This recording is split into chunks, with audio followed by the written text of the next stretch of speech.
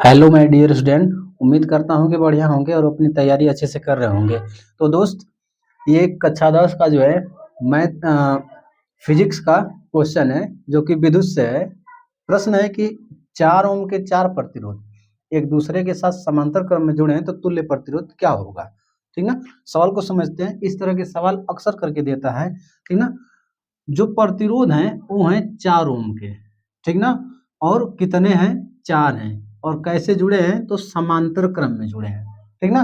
तो तुल्य प्रतिरोध, अगर हम तुल्य प्रतिरोध को R मान लें, ठीक ना, तो तुल्य संयोजन क्या होगा? 1/R बराबर 1/R1, 1/R2, 1/R3 और 1/R4। 4 होगा। 4 प्रतिरोध दिए हुए हैं तो हम 4 तक कर लेते हैं। ठीक ना। अब चारों का जो मान है वो 4 ओम ही है। सबका मान क्या है? 4 ओम ही है। और चारों समांतर क्रम में एक साथ जुड़े हुए हैं। ठीक ना।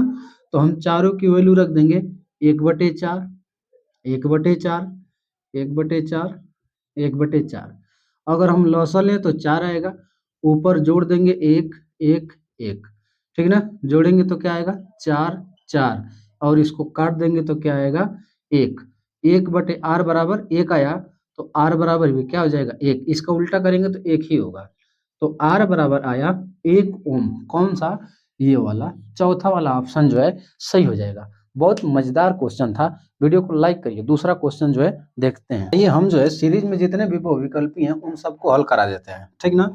कह रहा है कि एम्पियर, ठीक ना, क्वेश्चन आपको स्क्रीन के ऊपर दिखाई दे रहा होगा। एम्पियर सेकंड किसका मात्रक है? ठीक ना। एम्पियर, देखिए एम्पियर मतलब आई और सेकंड मतलब टी। आई टी, ओहो, इसको तो क्यू कहते हैं। क्यू बराबर आई टी होता है ना। तो ये क्यू क्या है? आवेश है। तो ये हो गया आवेश। ठीक ना। आवेश का मात्रक कूलाम। कह रहा है कि किसका मात्रक है? तो आवेश का। ठीक ना। आवेश का। धारा का भी आप पढ़े होंगे कि आवेश के प्रवाह की दर को विद्युत धारा कहते हैं। तो इसको आप इधर भेज दीजिए। ठीक ना। तो इस क्यू को हम आवेश कहेंगे। तो आवेश का मात्रक है एम्पियर सेकेंड, या हम इसे कूलाम भी कहते हैं। तो ध्यान रखिएगा, आवेश का मात्रक कूलाम भी होता है और एम्पियर सेकेंड भी होता है। ठीक ना। दूसरा क्वेश्चन है कि किसी वैद्युत बल्ब के फिलामेंट द्वारा 1 एम्पियर धारा ली जाती है। धारा कितनी ली जा रही है? तो धारा ली जा रही है 1 एम्पियर। ठीक ना। फिलामेंट की अनुप्रस्थ काट से 16 सेकंड में प्रवाहित इलेक्ट्रॉनों की संख्या बताइए। ठीक ना। टी बराबर कितना? 16 सेकंड। 16 सेकंड में बताना है कि कितना इलेक्ट्रॉन जो है प्रवाहित होगा। समझते हैं। जैसे ये धारा हो गई, ठीक ना, और ये इलेक्ट्रॉन हो गया। सॉरी, इलेक्ट्रॉन की संख्या बताना है। तो देखिए Q बराबर आई टी, ये तो हो गया। ये फार्मूला आपको पता है। लेकिन Q का एक और फार्मूला होता है। Q का एक और फार्मूला हुआ क्या होता है? तो वो होता है कि Q बराबर Ne, ठीक ना, जहाँ N क्या है? नंबर्स ऑफ इलेक्ट्रॉन, इलेक्ट्रॉनों की संख्या। ठीक ना। तो हम इसको यहाँ पर रख सकते हैं। क्या रख सकते हैं? कि Ne बराबर आई टी। अब यहाँ से n निकालना है तो आई टी और बटे में क्या हो जाएगा? ई। अब हम इन सब की वैल्यू क्या करें? रख लेते हैं। ठीक ना। किसकी किसकी वैल्यू? आई की और टी की और ई की। आई कितना? 1 एम्पियर। टी कितना? कितना समय तक? 16 सेकंड तक। ई क्या है? इलेक्ट्रॉन पर आवेश कितना होता है? 1.6 गुणे 10 के पावर माइनस का 19 ये होता है। ठीक है। अब जो है 16 कम 16 हो जाएगा। इस 19 को हम ऊपर करें तो प्लस हो जाएगा और नीचे हो जाएगा 1.6। ठीक ना। अब देखिए दशमलव अगर हम हटा दें, ठीक ना, तो 10 से यहाँ गुणा और 10 से ऊपर गुणा तो हो जाएगा 10। ठीक ना। 10 बच जाएगा, 16 से 16 कट गया। 10 गुणे 10 के पावर 19 और इसको लिख सकते हैं 10 के पावर 20। यानी कितने इलेक्ट्रॉन? तो 10 के पावर 20 इलेक्ट्रॉन जो है प्रवाहित होगा। कितना? 16 सेकंड में। ठीक ना। ऑप्शन में दिया हुआ है 10 की पावर 20, 10 की पावर 16, 10 की पावर 18, 10 की पावर 23। तो पहला वाला ऑप्शन से हो जाएगा 10 की पावर 20। ठीक ना। अब देखते हैं तीसरा क्वेश्चन। तीसरा क्वेश्चन है कि किसी चालक तार में वैद्युत धारा का प्रवाह होता है। ठीक ना। किसी चालक तार में विद्युत धारा का प्रवाह जो है किसके कारण होता है? किसके कारण होता है? मुक्त इलेक्ट्रॉनों के कारण। ठीक ना। पहला ऑप्शन है कि मुक्त इलेक्ट्रॉनों के कारण, फिर है प्रोटॉनों के कारण, फिर कह रहा है आयनों के कारण। ठीक ना। आयन, तो आयन धनायन ऋणायन भी होते हैं। और फिर कह रहा है कि न्यूट्रॉनों के कारण। ठीक ना, न्यूट्रॉनों के कारण। तो देखिए विद्युत धारा का प्रवाह, ठीक ना, वो भी किस में? चालक में। तो किसके द्वारा होता है? इलेक्ट्रॉन के कारण। ठीक ना। जैसे कोई परिपथ हो गया, ठीक ना, ये बैटरी लग गई, ठीक है, हम ये प्रतिरोध लगा दिए, कुछ भी लगा दिए। अब यहाँ से धारा कैसे बहेगी? इलेक्ट्रॉन, ठीक ना, बैटरी से इसमें से इलेक्ट्रॉन निकलेंगे, ठीक ना, इलेक्ट्रॉन ऐसे निकलेगा और इलेक्ट्रॉन जो है ऐसे तार में से होते हुए, ऐसे होते हुए इस बैटरी में आएगा और धारा इस तरह से ऐसे बहेगी। ठीक ना। इलेक्ट्रॉन के चलने की विपरीत दिशा में धारा का प्रवाह होता है। तो इलेक्ट्रॉनों के चलने से धारा का प्रवाह होता है। ठीक ना। 4 नंबर क्वेश्चन है कि एक प्रोटॉन पर वैद्युत आवेश की मात्रा होती है। तो प्रोटॉन पर आवेश और इलेक्ट्रॉन पर आवेश दोनों क्या होते हैं? बराबर होते हैं। ठीक ना। 1.6 गुणे 10 के पावर माइनस का 19 कूलाम। ध्यान बस ये रखना है कि अगर इलेक्ट्रॉन पर पूछेगा तो माइनस लगा देना है और प्रोटॉन पर पूछेगा तो प्लस लगा देना है। ठीक ना। प्रोटॉन पर धन आवेश और इलेक्ट्रॉन पर ऋण आवेश होता है। ठीक ना। ऑप्शन सी वाला सही हो जाएगा, सॉरी सी नहीं, डी वाला। 1.6 गुणे 10 के पावर माइनस 19 कूलाम, ये वाला सही रहेगा। ठीक ना। फिर एक इलेक्ट्रॉन पर आवेश तो हम बता ही दिए, एक इलेक्ट्रॉन पर जो आवेश रहेगा वो रहेगा -1.6 गुणे 10 के पावर माइनस 19 कूलाम। ठीक ना। 6 नंबर क्वेश्चन है कि यदि एक इलेक्ट्रॉन को अनंत से किसी बिंदु तक लाने में किया गया कार्य 64 जूल किया गया कार्य, तो कार्य को W से दिखाते हैं और ये कार्य कितना है? 64 जूल है। तो उस बिंदु पर कार्यरत वैद्युत विभव का मान क्या होगा? ठीक ना। विभव पूछ रहा है कि विभव कितना होगा। ठीक ना। अनंत से एक इलेक्ट्रॉन को, ठीक ना, कितना इलेक्ट्रॉन को ला रहा है? एक इलेक्ट्रॉन को ला रहा है। ठीक ना।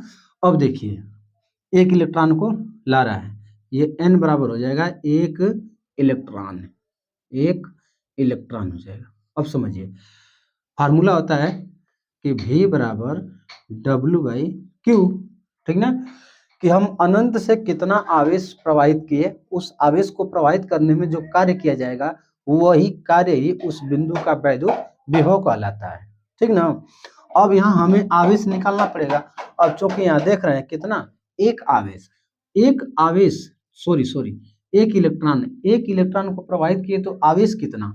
तो Q बराबर Na, एक n का मान और e का मान 1.6 गुणे 10 की पावर माइनस का 19। ठीक ना। तो आवेश हो गया कितना? 1.6 10 के पावर माइनस 19। ठीक। इसके बाद रुकिए दूसरा कलर ले लेते हैं। ठीक ना। ये हो गया। अब जब ये Q निकल गया, अब हम V निकाल लेंगे आसानी से। V बराबर W 64 और ये है 1.6 गुणे 10 के पावर माइनस का 19। ठीक ना। तो ये 64 हो जाएगा और ये हो जाएगा 10 की पावर 19 और ये 1.6।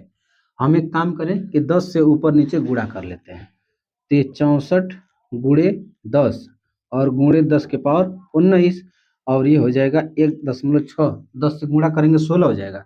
तो 16 चौक को 64, तो 4 दाम 40, 40 गुणे 10 के पावर 19, या हम इसको लिख सकते हैं 4 गुणे 10 के पावर 20 वोल्ट। ठीक ना। इतना वोल्ट का विभवांतर जो है कि उत्पन्न होगा।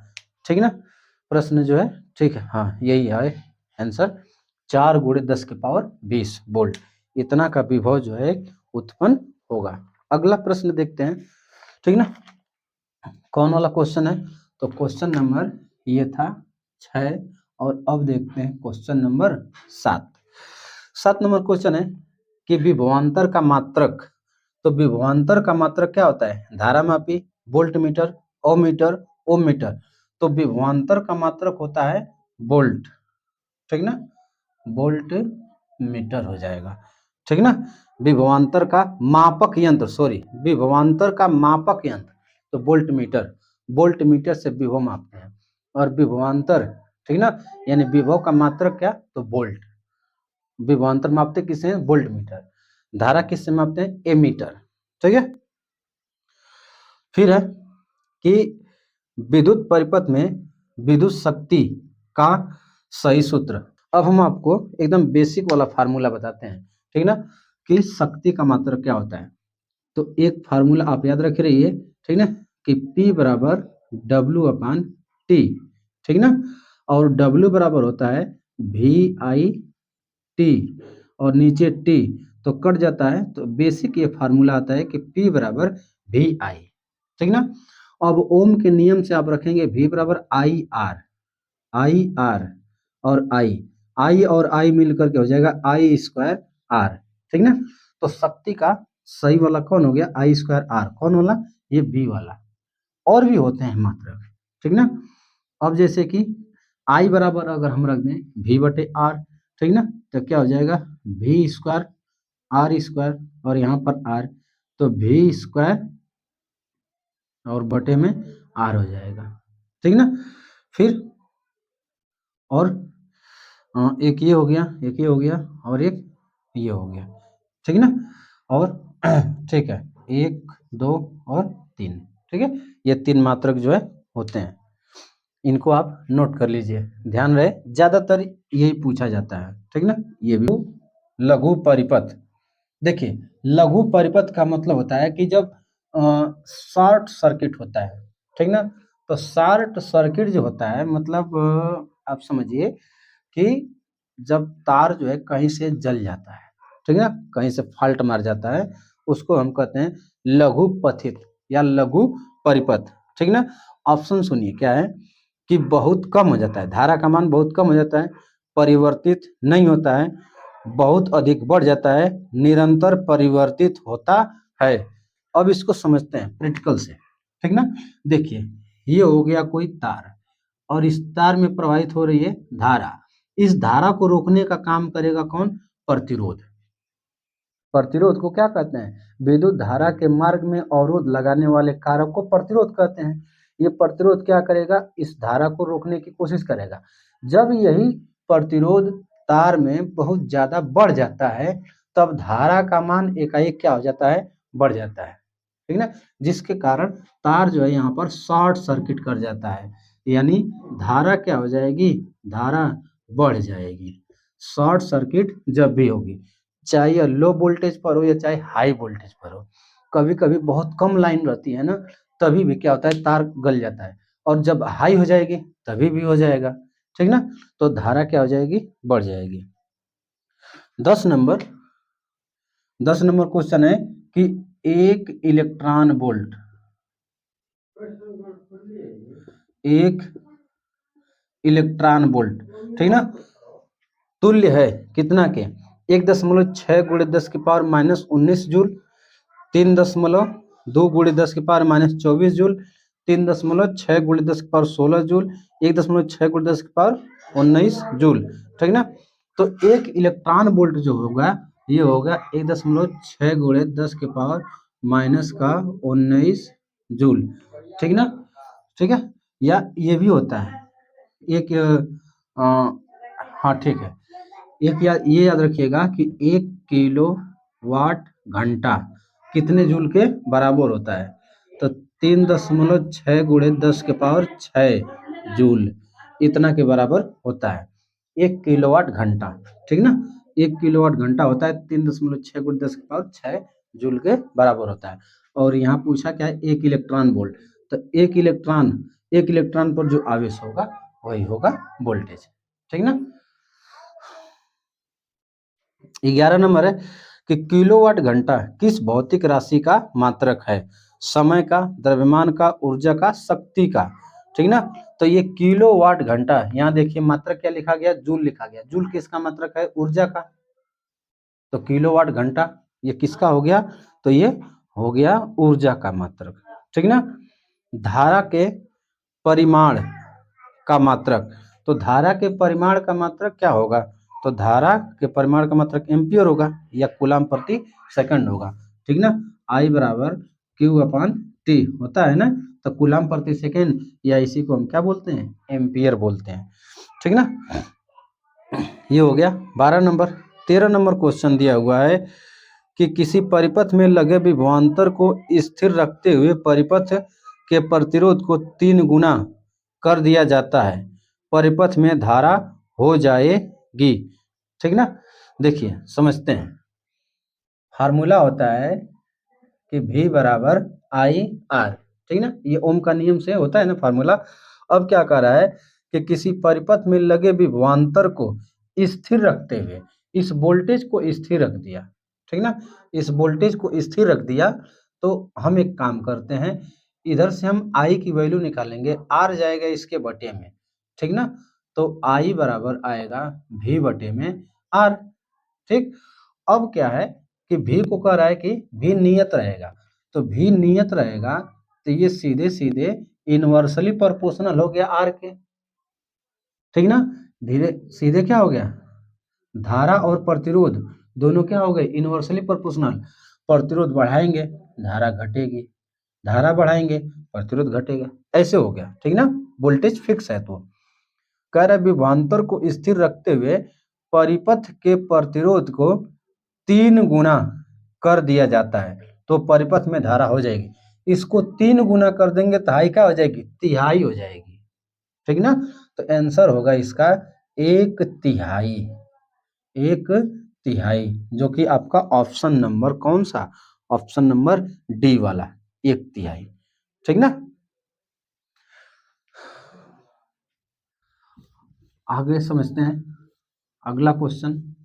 अगला क्वेश्चन है आपका क्वेश्चन नंबर 14, ठीक ना। 14 है कि किसी मकान में 200 वोल्ट, किसी मकान में 200 वोल्ट के 200 वोल्ट पर विद्युत आपूर्ति की जाती है, मकान में 100 ओम, ठीक ना, मकान में 100 ओम और 200 ओम, 100 ओम और 200 ओम के दो प्रतिरोध प्रतिरोध के दो विद्युत बल्ब प्रतिदिन 1 घंटा, ये डेली जो है 1 घंटा, डेली 1 घंटा प्रयोग में आते हैं, प्रतिदिन विद्युत ऊर्जा की खपत होगी, प्रतिदिन पूछ रहा है बराबर वी आई, ये भी तो होता ही है, ठीक ना। लेकिन 1 किलोवाट घंटा, ठीक ना, 1 किलोवाट घंटा होता है कि वी आई और टी, वी आई और टी इतना होता है, ठीक ना, वी आई टी। अब यहाँ आई धारा तो बह नहीं रही है, ठीक ना। तो अब हम क्या करेंगे कि आई को चेंज कर लेंगे, आई बराबर वी बटे में आर, तो हो जाएगा वी स्क्वायर बटे में आर इंटू टी, ठीक ना। तो वाट में दिया है, किलोवाट में नहीं दिया, तो वाट में, ठीक ना। तो इसको रख दिए 200 और इसको रख दिए 100 और आई 1 घंटा, ठीक ना, तभी होगा वाट घंटा। और ये आ जाएगा, ये आ जाएगा 4 और ये हो जाएगा 4 गो 0 हो जाएगा और नीचे रहेगा 100, तो 100 से हाई 2 गो 0 खत्म हो जाएगा, यानी कि पहले वाले में जो ऊर्जा खपत होगी वो होगी 400 वाट और घंटा, ठीक ना। इसी तरह से हम दूसरे में निकाल लेंगे 200 वाले में, तो उसमें भी वही चीज़ होगी कि 200 का स्क्वायर और बटे में 200 और 1 घंटा के लिए तो ये कितना आएगा 200। अब टोटल ऊर्जा जो खपत होगी 400 और 200 कितना 600, ठीक ना, 600 वाट घंटा, इतना जो है ऊर्जा खपत होगी, ऑप्शन नंबर बी वाला सही हो जाएगा, ठीक ना। हम इसको सेकंड में कर दिए थे, सेकंड में कर देंगे ना तो जूल में आ जाएगा, जूल में आंसर नहीं था, इसीलिए हमें इसको चेंज करना पड़ा है, 1 रखना पड़ा है। उम्मीद करता हूँ कि समझ में आया होगा। 15 नंबर प्रश्न है कि वैद्युत धारा का मापन किया जाता है, ठीक ना। तो वैद्युत धारा अभी बताए हैं पहले, ओममीटर से किया जाता है, ठीक ना। निम्न में से कौन सा कथन ओम के नियम को व्यक्त करता है? तो ओम का नियम कहाँ पर, जहां रहेगा V बराबर IR, वोल्ट बराबर धारा गुणे प्रतिरोध, ठीक ना। दिया है कि धारा बटे में विभवांतर, धारा और बटे में विभवांतर का नहीं, विभवांतर बटे में प्रतिरोध रहना चाहिए, ठीक ना। विभवांतर गुणे धारा बराबर नियतांक, विभवांतर गुणे धारा नहीं, गलत है। विभवांतर बराबर धारा गुणे प्रतिरोध, विभवांतर बराबर धारा गुणे प्रतिरोध, हाँ ये वाला सी वाला ऑप्शन जो है सही रहेगा, ठीक ना, सी वाला ऑप्शन सही रहेगा, ठीक। ओम के नियमानुसार विभवांतर व धारा के बीच ग्राफ होगा, या प्रश्न है 2020 में कि ओम के नियम के अनुसार धारा व विभवांतर में ग्राफ बनेगा। तो ओम के नियम, ठीक ना, कोई भी परिपथ अगर ओम के नियम का पालन कर रहा है, ठीक ना, V और I, तो इसके बीच एक सरल रेखा मिलती है, हमेशा ध्यान रखिएगा, ठीक ना। ये V और I को दिखाता है, ये दोनों को दिखाएगा, V और I सरल रेखा, ठीक ना। ओमीय परिपथ वो होता है कि जिसमें जिस अनुपात में वोल्टेज बढ़ाते हैं उसी अनुपात में धारा भी बढ़ती है, ठीक ना, और उसका प्रतिरोध जो है नियत रहेगा, यही होता है। तो सरल रेखा मिलती है। ओम का नियम सत्य है केवल धात्विक चालकों के लिए, केवल अधात्विक चालकों के लिए, केवल अर्धचालकों के लिए, या सभी के लिए। तो ओम का नियम धातु के लिए, अन्य किसी के लिए नहीं है, ठीक ना। अधातु, अर्धचालक या इन सब के लिए नहीं, केवल क्या है, चालक के लिए, ठीक ना, धात्विक चालक के लिए, ठीक। तो ऑप्शन ए सही हो जाएगा। 19 नंबर है कि किसी चालक में 2 एम्पीयर की धारा प्रवाहित हो रही है, 2 सेकंड में गुजरने वाले आवेश। तो धारा जो है प्रवाहित हो रही है कितनी, धारा प्रवाहित हो रही है, धारा प्रवाहित हो रही है 2 एम्पीयर, तो 2 सेकंड में आवेश, तो 2 दूना के 4 कूलाम, ठीक ना, 4 कूलाम आवेश जो है प्रवाहित हो जाएगा। प्रतिरोध का मात्रक, तो प्रतिरोध का मात्रक ओम होगा, ठीक ना। अन्य क्या है, ओम बटा में सेमी ओम, सेमी वोल्ट, तो ओम होगा, ठीक है। 1.5 वोल्ट विद्युत वाहक बल के सेल का आंतरिक प्रतिरोध 3 ओम है, तो सेल से प्राप्त धारा का अधिकतम मान होगा, ठीक ना। इसको हम मिटाते हैं और इस सवाल को आपको हम समझाते हैं, समझिएगा, ठीक ना। सवाल देखिए क्या है, 1.5 वोल्ट, ठीक ना, 1.5 वोल्ट जो है, ठीक है, 1.5 वोल्ट इसका विद्युत वाहक बल है और इसका आंतरिक प्रतिरोध जो है 3 ओम है, इसका आंतरिक प्रतिरोध जो है 3 ओम है। तो कह रहा है कि इस सेल से अधिकतम धारा कितनी प्रवाहित होगी, तो I बराबर V बटे में R, इसको लगा देंगे, ठीक ना, 1.5 और ये 3, 10 से गुणा कर दें तो ये 15 और ये हो जाएगा 30, ठीक ना। तो 15 दूना के 30, तो 2 पचे 10, 0.5 एम्पियर, ठीक ना। हाँ आंसर दिया है 1.5 ampere, 0.5 ampere, 3 ampere, 15 milliampere, तो 0.5 एम्पियर धारा इससे मिलेगी, ठीक है। फिर अभी और भी हैं सब। ताप बढ़ाने पर किसकी, ताप बढ़ाने पर किसी चालक का वैद्युत प्रतिरोध, तो चालक का ताप बढ़ाएंगे तो प्रतिरोध बढ़ता है सीधे सीधे, ठीक ना। किसी विद्युत चालक का प्रतिरोध निम्नलिखित में से किस बात पर निर्भर करता है, चालक की लंबाई, चालक के पदार्थ का घनत्व, चालक का अनुप्रस्थ काट, चालक का आकार।